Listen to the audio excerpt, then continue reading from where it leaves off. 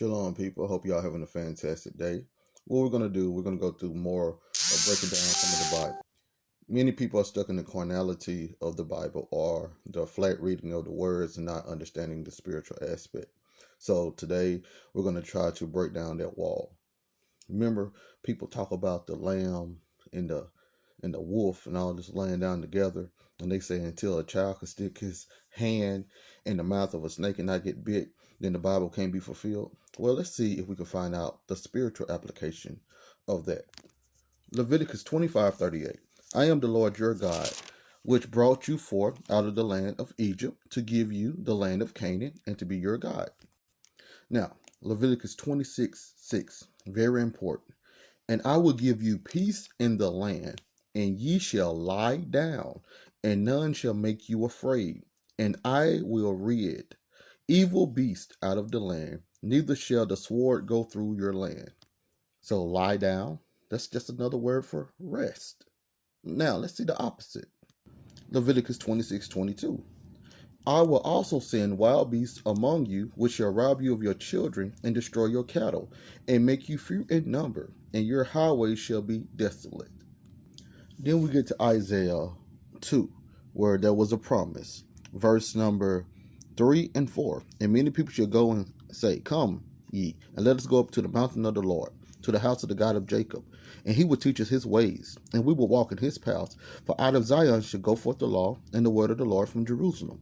And he shall judge among the nations, and shall rebuke many people, and they shall beat their swords into plowshares, and their spears into pruning hooks. Nation shall not lift up sword against nation, neither shall they learn war any more. O house of Jacob, come ye and let us walk in the light of the Lord. So there was a promise of peace between the nations as well as Jacob. So then Isaiah 11, we have the rod from the stem of Jesse, or the branch, being introduced. And what is he doing? Verse number 3. And shall make him of quick understanding in the fear of the Lord, and he shall not judge after the sight of his eyes, neither reprove after the hearing of his ears. But with righteousness shall he judge the poor, and reprove the equity of the meek of the earth, and he shall smite the earth with the rod of his mouth, and with the breath of his lips he shall slay the wicked. Verse 6. The wolf shall also dwell with the lamb, and the leopard shall lie down with the kid, and the calf, and the young lion, and the fatling together, and a little child shall lead them. And you can keep going down to verse number 9. They shall not hurt nor destroy in all my holy mountain, for the Lord shall be full of for the earth shall be full of the knowledge of the Lord, as the waters cover the sea. Verse 10. And in that day there shall be a root of Jesse, which shall stand for an ensign of the people. To it shall the Gentiles seek, and his rest shall be glorious. Isaiah 65:17. For behold, I create a new heaven and a new earth, and the former shall not be remembered, nor come into mind. Verse number 19. And I will rejoice in Jerusalem, and joy in my people, and the voice of weeping shall be no more heard in her, nor the voice of crying.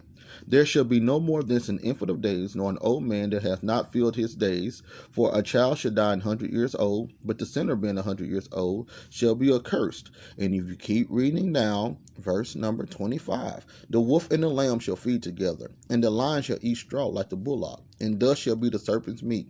They shall not hurt nor destroy in all my holy mountain, said the Lord. So once you go to Joel, verse 1, or chapter 1, verse 6. For a nation is come upon my land, strong and without number, whose teeth are the teeth of a lion, and he hath the cheek teeth of a great lion.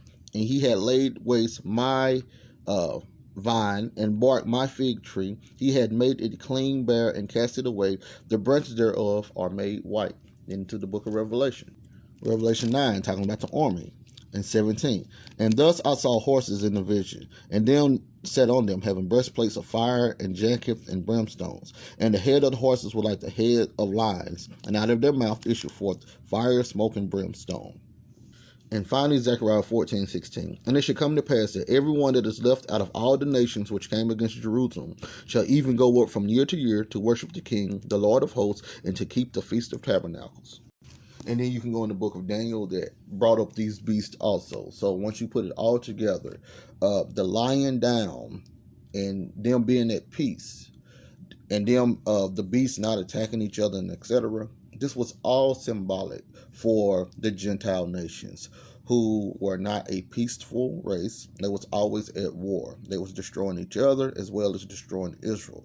The Lord made it be known, once they put on Christ, all of that warfare would cease, and it will only leave peace for the remaining people that were kingdom citizens. Matthew 5:9, blessed are the peacemakers, for they should be called the children of God.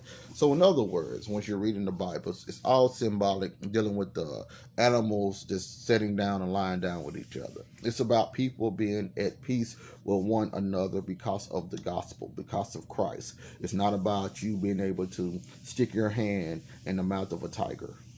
All right. Hopefully that helped out. Subscribe to the channel.